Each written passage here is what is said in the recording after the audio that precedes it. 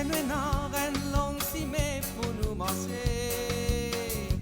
Tipa, nous continuons, nous pour avancer. Traverse montagne, persécution, marécage, douleur et souffrance. Tipa, nous pour avancer, nous faire confiance. Même si nous pas bien lourd, nous n'avons pas besoin d'un bijou. Tipa, nous pour avancer vers le royaume bon Dieu. Mesdames et messieurs, bonsoir et bienvenue à notre Tipa d'aujourd'hui.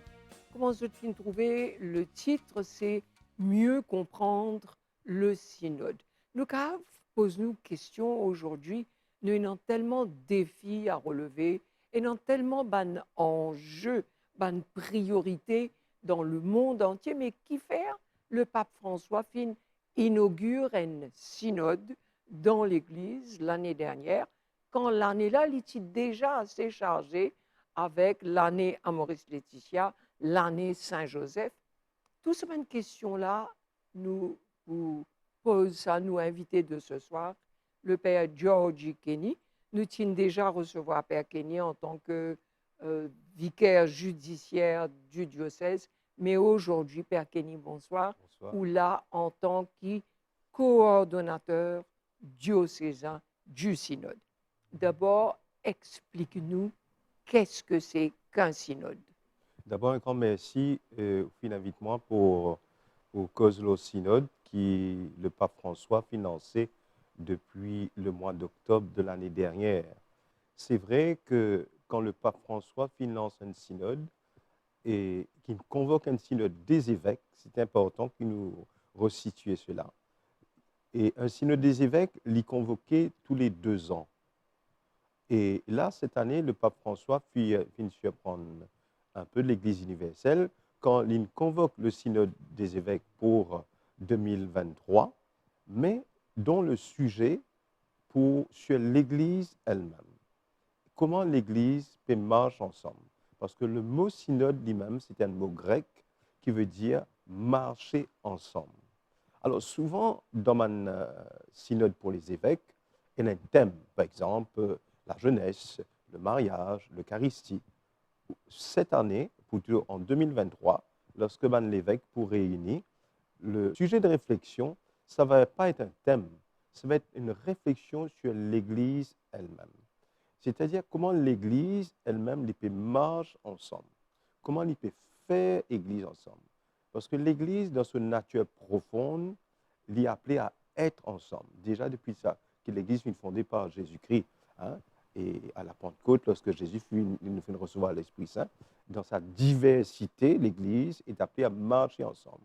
Alors donc, quand le pape convoque un synode, c'est pour relire, c'est un temps de relecture et d'écoute des uns et des autres, comment l'Église, aujourd'hui, dans le contexte de la société dans laquelle il peut vivre, dans le monde, comment il peut marcher ensemble, et cela afin qu'il y continue, annonce sa mission d'évangéliser.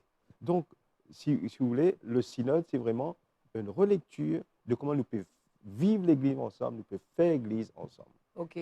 Alors, quand nous causons chemin synodal, le pape François lui-même, il était rapporteur du synode en 2001. Et donc, il exprime sa frustration. Il dit bien souvent, une résolution qui finit votée, du monde pas comprend même qu'il était un synode. Et donc, ici, comment Zotfine met sa chemin, sa processus synodal là dans les paroisses du diocèse? Alors, il faut savoir que, comment on dit, c'est la première fois pour l'organisation d'un synode des évêques que l'ensemble des chrétiens associés. Normalement, un synode des évêques, c'est les évêques qui recevront un document, qui préparaient entre eux autres, et puis après, c'est à l'Assemblée à Rome. Mais dans le synode, cette fois-ci, il implique toutes les composantes de l'Église. C'est pour ça qu'il y a cette première phase qui vient de commencer au niveau du diocèse. Dans tous les diocèses du monde, nous pouvons vivre cette première phase que l'Église est appelée à se mettre à l'écoute des chrétiens, mais aussi des non-chrétiens. Parce que les non-chrétiens aussi, ils ont un regard dans l'Église. Les non-chrétiens aussi, capable de dire comment je trouve l'Église peut marcher ensemble ou pas mais marcher ensemble. Alors, comment ça se passe dans le diocèse de Port-Louis? Depuis octobre, donc, finira l'ouverture du synode ici, dans le diocèse. Et la manière dont nous pouvons mettre ça en œuvre, c'est de permettre à un grand nombre de personnes, le maximum de personnes, de pouvoir être écoutées, donner cette parole. Alors, c'est comme ça qu'il y a plusieurs, ce qu'on appelle une plateforme. Alors, une des grandes plateformes, c'est une paroisse, que les chrétiens, la majorité trouvée. Mais aussi, le clergé aussi est appelé à s'exprimer. Du monde dans la vie religieuse et dans la vie consacrée. Du monde qui est dans le monde de l'éducation. Du monde qui est dans le monde du travail. Du monde qui est dans le caritatif, travaille dans le monde caritatif. Donc, la mise en œuvre du synode dans plusieurs plateformes qui nous font identifier afin de permettre un maximum de personnes d'être écoutées. Parce qu'il ne faut pas oublier, le synode, ce n'est pas uniquement produire un document qui promène Rome, mais c'est d'abord écouter les gens sur la manière de dire l'Église peut marcher ensemble aujourd'hui. Ah ben justement, nous venons lors d'une déclaration par François, il dit où le synode doit se vivre en toute liberté, entre consolation et désolation.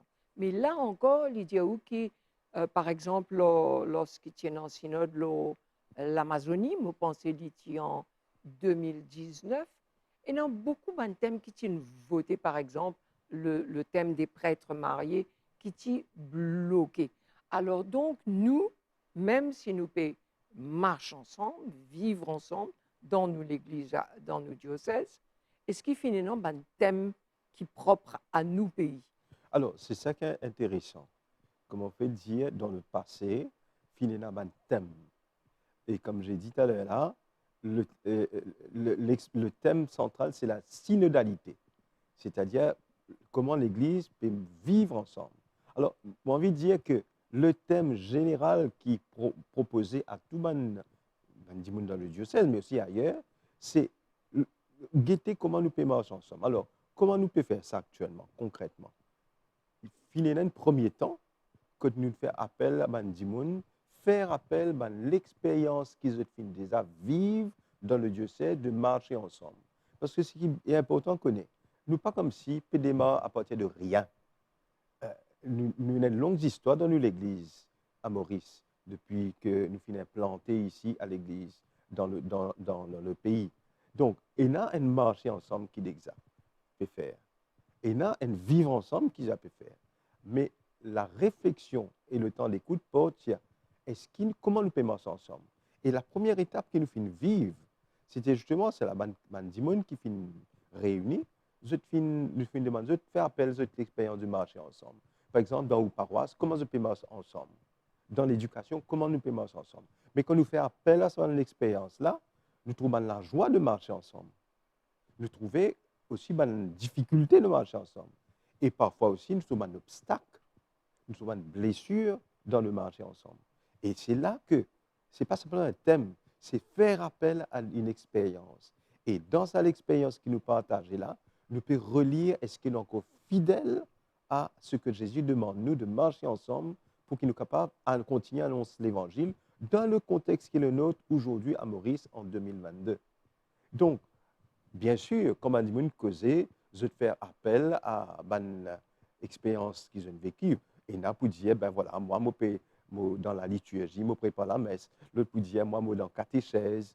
Mais nous, tout au fond, nous avons, envie de dire, un sujet commun.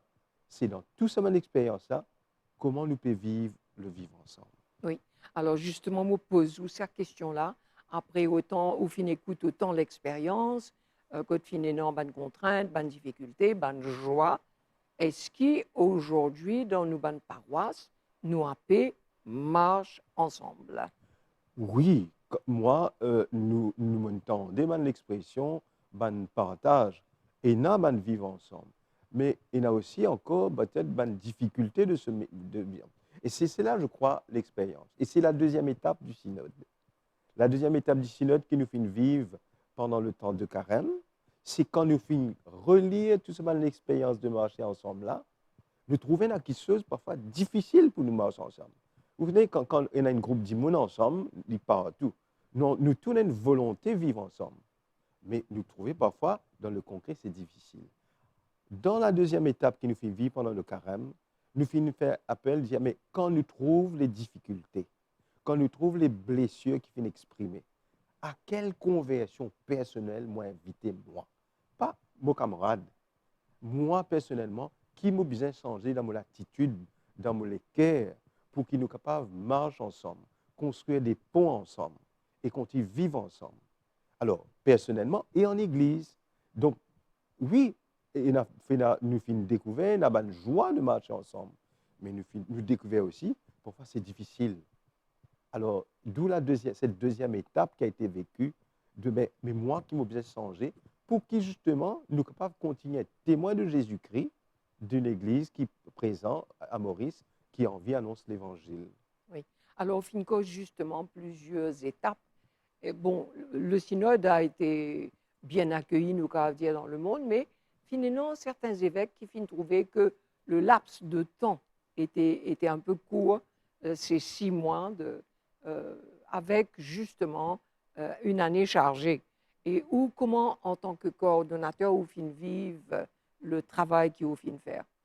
Et c'est vrai, nous sommes un peu surpris nous-mêmes lorsque nous finissons recevoir sa nouvelle qui, d'abord, le pape convoque un synode des évêques en 2023 et qu'il y fait une grande consultation universelle au niveau de chaque diocèse, au niveau continental, et qui nous a un peu de temps.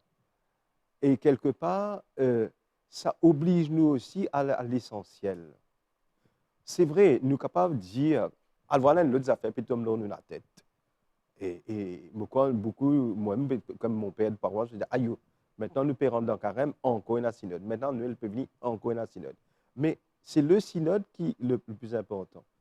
Mais ce qui était bien, c'est que le fait que ce soit court, et il ne faut pas oublier que quand nous finissons recevoir sa nouvelle, qui est le synode, pour tenir à partir d'octobre 2021, nous sommes en confinement, nous en pleine période de pandémie. Ça a été difficile de mobiliser les personnes. C'était vraiment difficile. Et je dois bien reconnaître que malgré les difficultés pour les chrétiens, les personnes de se réunir ensemble, nous finissons réussi vivre livre. Et ce qui est le plus important, ce n'est pas qui nous gagne l'opinion, tout le monde, mais l'opinion qui nous gagne, quelque part, il reflète un peu l'ensemble de tous les chrétiens. Et ce qui est intéressant aussi dans sa démarche-là, nous avons envie que sa démarche-là ne touche que les catholiques. Comme on me disait, elle est là. Moi, dans ma paroisse, je suis bien content, finir une rencontre d'un groupe écuménique qui finit réunir un catholique, anglican, presbytérien. Mais c'est intéressant. Et c'est intéressant qu'il m'a dit, qui n'est pas du tout catholique, dit aussi comment se trouve l'Église.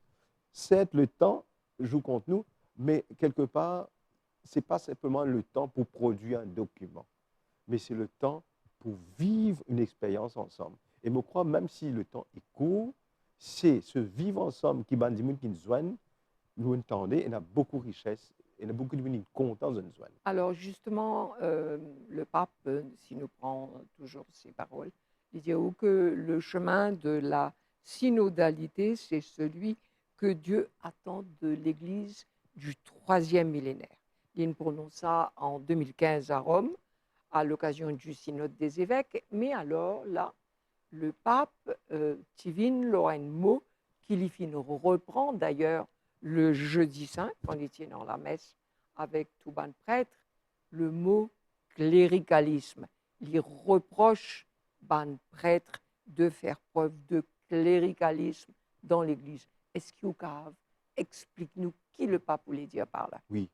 Au fait, le pape écrit une lettre en 2018 qui appelle une lettre au peuple de Dieu.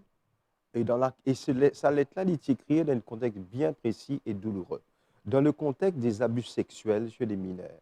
Comment nous tout connaissons, Finina, ce qui était caché pendant bien longtemps, Finina un peu monte à la surface, que dans beaucoup de pays, nous finissons découvert qu'il finira de la part du membre du clergé des abus sexuels chez les mineurs. Et ça finit éclabousse. Et le pape finit cette question-là en face, pas une cassette. Et nous finissons aborder ça en face, en vérité, même si c'est beaucoup de souffrance. Mais à partir de là, les frères disent que les abus dans l'Église existent aussi et qu'il y a beaucoup de formes d'abus, entre autres abus sexuels.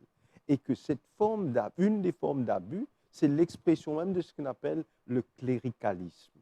Le cléricalisme, c'est quoi? Il dit dans ce lettre, il dit c'est une manière déviante de concevoir l'autorité, de concevoir le pouvoir. Et il dit, ça touche les prêtres.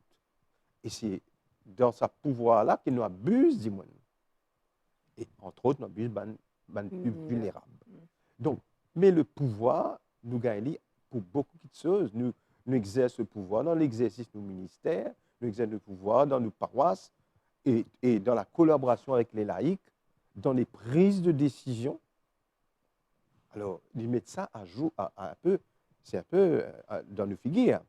Mais il y a aussi le cléricalisme aussi, il guette ban laïque, parce que cet abus de pouvoir, il existe aussi parfois chez certains laïcs qui investissent d'une responsabilité, service de l'autorité pour exercer un pouvoir sur les autres. Donc, quand les papes viennent du cléricalisme, ils me disent ça, c'est ça le mal même de l'Église aujourd'hui, et qu'il est important que nous, dans le vivre ensemble, et le synode, il pour mettre ça aussi, nous pour guetter comment nous pouvons affronter ce cléricalisme. Donc voilà, c'est ça ce que le pape dit. Cette manière vivante d'exercer un pouvoir qui fait que l'Église, il y en a dans la main de quelques-uns. Alors, il y a une réflexion pour faire une conversion à vivre là aussi. Alors, nous venons sur la curie, discours du pape à l'occasion de Noël en 2020, il dit où l'Église est un corps toujours en crise, justement parce qu'il est vivant, mais elle ne doit jamais devenir un corps en conflit avec des vainqueurs et vaincus. Donc, les pères synodaux sont appelés à exprimer, à donner une déclaration. Sont libres, communiquent avec la presse, avec surtout discrétion et responsabilité. Donc, dans le cadre de cette liberté d'expression, comment ça concerne nos prêtres, nous clergés ici? Je crois que l'exercice même du synode auquel le pape invite nous est d'abord et avant tout un exercice d'écoute. Et d'ailleurs, dans la pédagogie même, dans la manière dont une rencontre se déroule. Nous pas appeler une réunion. Nous appelons les temps de conversation. Qui nous écouter? L'écoute qui est important. Au fond, nous pouvons écouter l'expérience qui va nous vivre de cette marcher ensemble, de la joie de marcher ensemble, des difficultés, des blessures, comment on dire. Mais quand on écoute cela, nous pouvons écouter aussi, nous appeler à écouter la parole de Dieu. Dans tous les temps d'écoute, de conversation, nous commençons toujours par écouter la parole de Dieu. Parce que c'est quand nous écoutons la parole de Dieu que nous pouvons écouter ce que l'Esprit Saint dit à nous et qu'il y a envie pour nous. Donc, quand nous disons comme ça que le pape, il finit de dire, il faut libérer la parole et qu'on peut parler, je crois que c'est très important. Mais il ne suffit pas de permettre aux gens de parler. Il faut les écouter. Et parfois, on n'a pas envie d'entendre cette chose. Donc, si j'ai envie de dire, le cœur même de la démarche synodale, de l'exercice que nous pouvons vivre, auquel le pape invite nous, c'est de nous mettre à l'écoute les uns les autres et de nous mettre ensemble à l'écoute de l'Esprit Saint. Qui bon Dieu peut dire à nous quand nous tendons ce qu'il peut dire à nous et qu'il appelle nous tendre. Et je crois que s'il n'y a pas cette démarche spirituelle, le synode est d'abord une démarche spirituelle avant d'un exercice. Ce n'est pas un sondage, ce n'est pas une consultation pour produire un document, mais c'est un temps où des chrétiens, et des non-chrétiens aussi, se mettent à l'écoute les uns des autres, et quand nous écoutons, un sujet qui concerne le propre la vie de l'Église, qui le marche ensemble, qui bon Dieu peut dire à nous. Et pour qu'il nous capable d'entendre qui bon Dieu dit à nous, il faut donner écoute sur la parole. Donc, donner cette liberté d'expression qui passe par un respect de l'autre dans l'écoute de ce que l'autre dit. Oui. Alors finalement, tout ça travail-là, qui peut arriver avec ça? Alors, dans la démarche même du synode, nous pas cause un document à produire. Bien sûr, nous-mêmes dans le diocèse, là, nous finissons vivre la première étape au mois de novembre pendant le temps de l'Avent. Nous terminons la deuxième étape pendant le carême et nous pérons dans la troisième étape pendant ce mois de mai, avant la Pentecôte, que nous pouvons inviter à réfléchir au qui pas nous besoin faire. Alors, nous pouvons recueillir des fruits. Nous pouvons faire un compte rendu avec qui besoin faire, qui pas besoin pas faire. Quels sont les fruits de cette écoute? Et c'est ça le plus important. Ce que le pape a envie d'entendre, c'est quels sont les fruits de l'exercice d'écoute qu'ils ont fait dans le diocèse. Donc, la première phase, comme on dit, du diocésaine. Donc, nous, dans le diocèse, nous pérons dans la troisième étape pendant le mois de mai. Je ne dis pas jusqu'à la Pentecôte. Quand, premier coup, nous avons l'expérience vécue de marcher ensemble, quand nous finissons dire à quelle conversion, quand mobilisation de l'équerre, maintenant, qui pas, les raisons nous l'émission, qui t'y pas mobiliser à faire, qui grand pas mobiliser à faire. Alors, quel pas je dois faire pour que nous capables de continuer à marcher ensemble et continuer à être fidèles à la mission que Jésus confie nous. Nous pour récolter ce fruit-là dans le diocèse. Et au mois de juin, les évêques de la conférence épiscopale de l'océan Indien, comme on appelle la CEDOA, pour réunir ici à Maurice, que nous mettons en commun tous les fruits de chaque diocèse.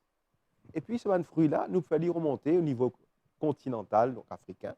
Et puis, l'année prochaine, ces fruits sont portés au niveau universel à travers le synode.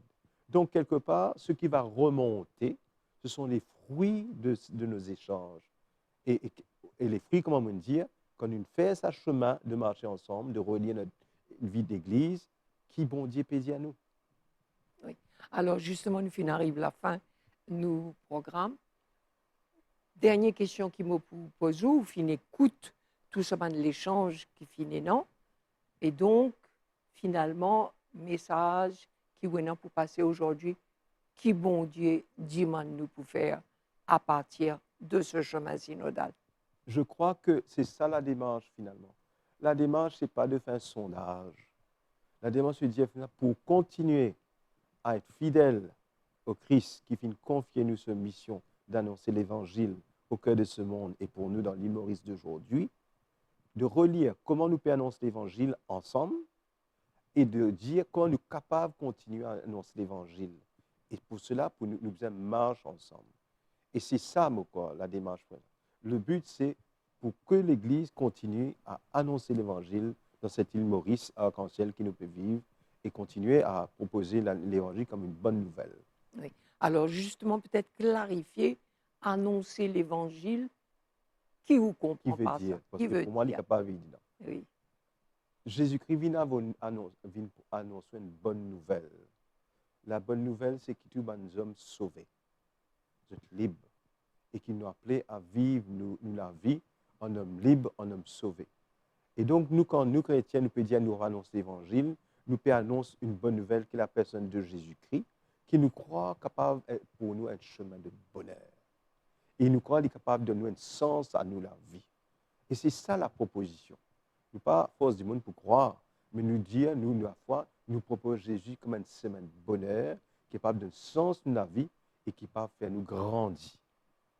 Voilà, Père Kenny, merci beaucoup. Merci pour Moi, l'invitation. pensez qu'aujourd'hui, nous finissons mieux comprendre vraiment ce marché ensemble qu'est le synode, parce que quand nous pose synode, chemin de synodalité, processus synodal, c'est de très, très grands mots qui nous essayent de mettre à la portée de chacun. Marcher ensemble, c'est ça le message pour que, petit à petit, ensemble, nous avancer. Merci de votre attention et à dimanche prochain pour un autre programme.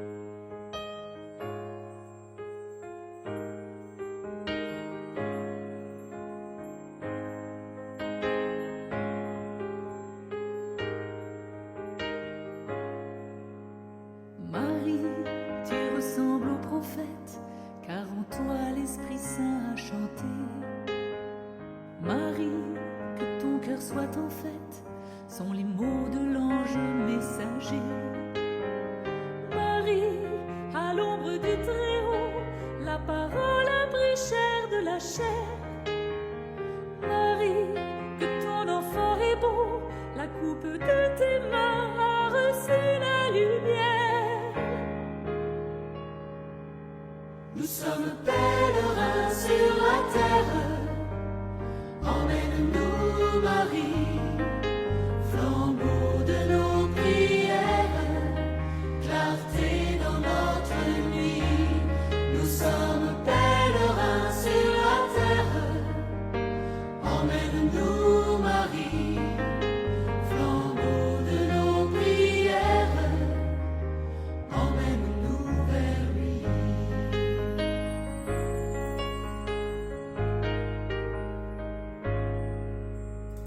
Marie, tu nous ressembles un peu dans l'épreuve écrasée de silence. Marie, comme un glaive de feu, l'injustice a frappé l'innocence. Marie, tu connais la douleur, tu vis souffrir la chair et ta chair.